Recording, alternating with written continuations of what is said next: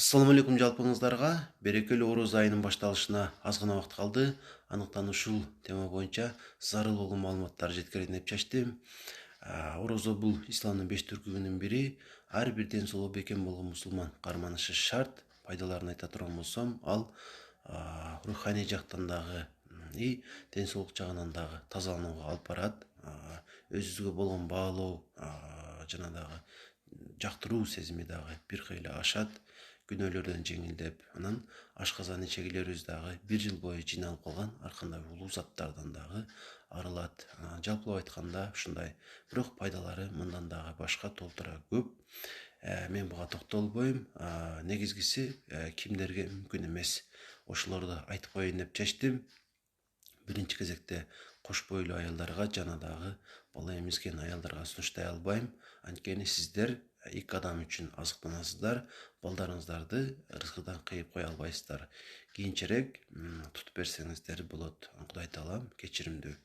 Анан дагы ашказанында жарасы барларга сунуштай албайм. Эгерде учурда оору козгоп турган болсо, орозо башталган мезгилде же дарыланып аткан болсоңуз, ал эми негизи ашказаныңызда жара болуп, жакшы болбой айыккан болсоңуз, сиздерге сунуштала берет, кармана бересиздер. Анан дагы өтүңүздү операция кылып алдырган болсоңуз, ошол алдырган күнүңүздөн баштап толук 1 жылдын ичинде орозо карманууга болбойт. Эгер 1 жылдан ашкан болсо, кармай берсеңиздер болот. Дагы карап көрөсүздөр. Эгерде кыйынчылык болуп, эч чыдабасаңыз, анда сиздерге дагы орозо кармаганга болбой калат. Негизгиси 1 жыл. Анан эгерде сиз кургак деп коет кыргызча, туберкулез менен ооруган болсоңуз, учурда ооруп аткан болсоңуз, сиздерге дагы убактылуу сунуштай албайбыз. Анткени бул дагы иммунитетти абдан төмөндөтүп, адамды алсыратат. Жакшы болгонуңуздан кийин кармай берсеңиз болот. Эгерде сиз диабет менен жабыркаган болсоңуз, жана дагы күнүнө 2-3 маал дары ичишиңизге туура келсе, же инсулин алып жүрсөңүз, сиздерге дагы орозо карма деп айта албайм. Анткени бул дагы сиздерди шалдыратып, кыйнап коюшу ыктымал. Ордуна сөзсүз түрдө фидия деп коет. Кудай таалам кечиримдүү албетте. Карыз ошол орозо кармаган адамдарды тоюндуруп, күнөөдөн арылсаңыздар болот. Анан дагы кимдерге сунушталбайт? Эгерде сизде астма бар болгон болсо, жана бул нерсе сизди көп кыйнап жүргөн болсо, сиздерге дагы сунушталбайт. Буу коюшу ыктымал.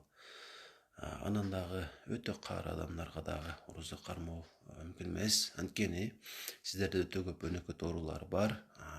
Көп дарыларды колдонушуңуз мүмкүн.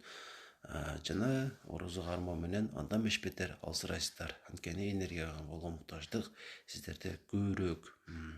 Ушул саналып өткөн учурларды гана азырча мен айта алам. Алдыда дагы орозого чейин маалымат тапсам, кошумчалап айтып өтөм. Анан дагы эгерде сиз өзүңүздү ушул орозо кармануу менен гана, орозо карманбай гана ошол ден соолукка жетишем десеңиздер, адашасыздар. Айткым келгени, мисалы, сиз газдалган суусундуктарды ичишиңиз мүмкүн, энергетик ичишиңиз мүмкүн, зыяндуу болгон тамак аштарды жешиңиз мүмкүн, чылым чегишиңиз мүмкүн. Ушундай зыяндуу нерселерди кылып туруп, бир гана орозо кармабай коюу менен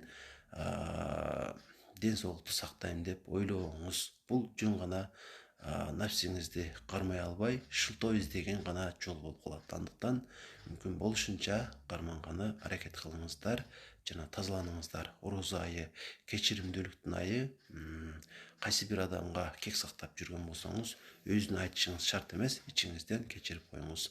Анткени ар бир адам ката кетирүүчү, жана алар бири-бирине ушунусу менен дагы түшүнгөнү аракет кылса жакшы болот. Кудай таалага дагы ушу кечиримдүү адамдар жагат.